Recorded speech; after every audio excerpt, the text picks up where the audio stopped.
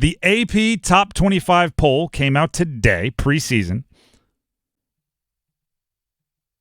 I thought I heard something. And we thought we would do this. We'd look at the AP Top preseason poll and then ask, where will the teams in the triangle end up in the season-ending Top 25 poll if they end up in the season-ending Top 25 poll? To give you just a generic glance at the top 25 as it came out today at noon, the top three are Georgia, Ohio State, and Oregon. They all received at least one number one place vote, 46 for Georgia, 15 for Ohio State, 1 for Oregon. When it comes to the ACC, I know it doesn't really count, but I'll put it in there anyway. Notre Dame at 7. Seems a little rich for me.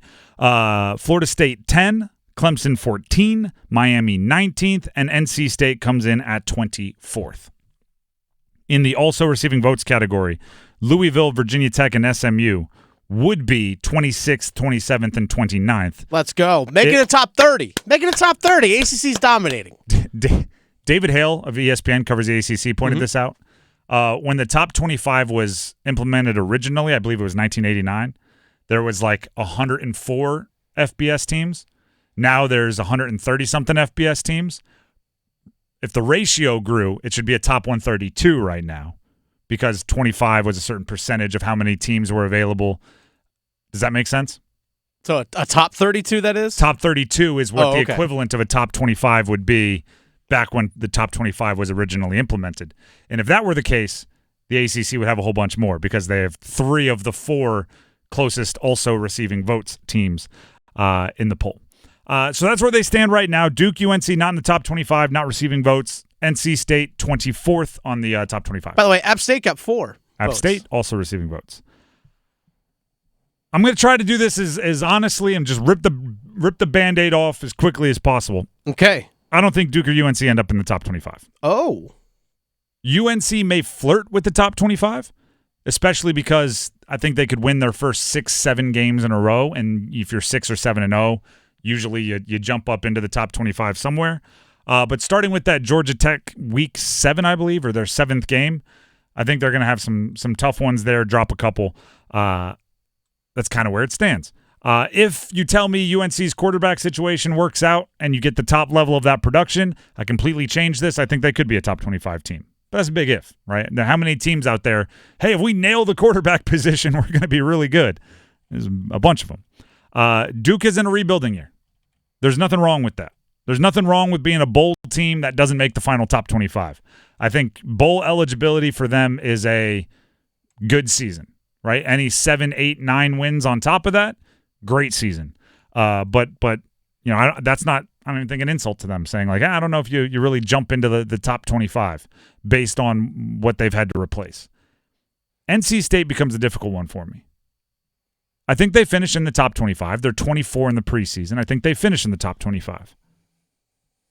NC State will open the 2024 season in the top 25 for the just the third time since 2000 and for the second time under Dave Doeren. But 3 times under Doeren, they've ended in the top 25. 7 times, or 6 of the last 7 years under Doeren, they've entered the top 25 at some point in the season. So the argument would then say, usually the AP Top 25 preseason voters don't give NC State the love that they earn throughout the season. So if they're already at 24, how high up do they go? Here's the question I want to ask NC State fans that I think is a bit more difficult. Did they finish in the top 12? I think that's right on the border. Yeah. It might literally come down to one game. Right? One drive. You come up with the one drive to win a game, that's a 50-50 shot, right? 2 teams play great, comes down to the final couple plays. You make the play. That could be the difference between 11th, awesome season, maybe an ACC championship game appearance, maybe a college football playoff appearance, and 18th, 20th, which solid, but much less to celebrate because it doesn't come with those things I just mentioned. That's where football is the game of inches. Do I think they're going to win that final game? That, and by the way, final game could be a week 8 game. I'm not saying the last game of the year. Could be in 2 weeks against Tennessee. You never, yeah, exactly. Or 2 weeks into the season, I should say. You never know in which, it's the frustrating part about football, right? You throw an interception week 4. You don't realize that's going to keep you out of the college football playoff at the end of the season. But it really is that fine of a line. If you're put, like, I hate making this because I do really think it could be a coin flip. I'll say yes. I'll say they finish between 11 and 14. Yeah. And it's what happens elsewhere. Is the bracket bust, like, is the group of 5 team that gets into the college football playoff ranked in the top 10, or are they ranked outside the top 10, which makes it more difficult?